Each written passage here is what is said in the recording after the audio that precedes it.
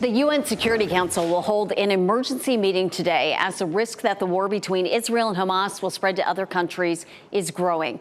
Overnight, Israel carried out airstrikes in Syria and Lebanon in response to earlier rocket attacks on Israeli territory.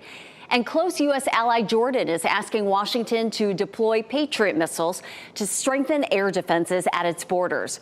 Vice President Kamala Harris says there is absolutely no intention to send American troops into Israel or Gaza. This all comes as Israeli military forces are increasing their presence near the border of Gaza. Israel is also increasing airstrikes as it aims to destroy Hamas.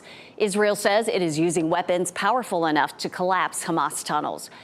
Gaza officials say more than 8,000 Palestinians have been killed. Well, with a new speaker in place, Congress will try to move forward this week on an aid package for Israel.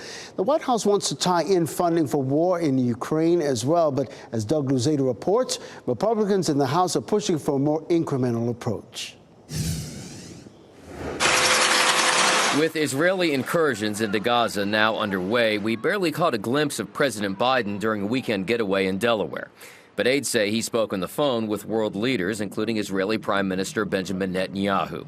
The administration is still voicing support for Israel with some limits. But it does not lessen their responsibility to distinguish between terrorists and innocent civilians and to protect the lives of innocent civilians as they conduct this military operation. We're going to move a standalone Israel funding bill this week in the House. New Speaker of the House Mike Johnson plans to charge ahead this week with more money for Israel.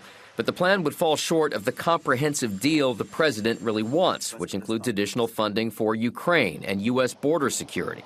And at the same time, the president will face opposition from some within his own party. He is, I think, going to be challenged to explain an issue of this moral significance to people. The American people are actually quite far away from where the president and even Congress, the majority of Congress, has been on Israel and Gaza.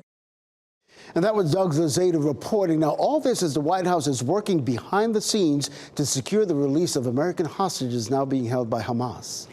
A new airline is taking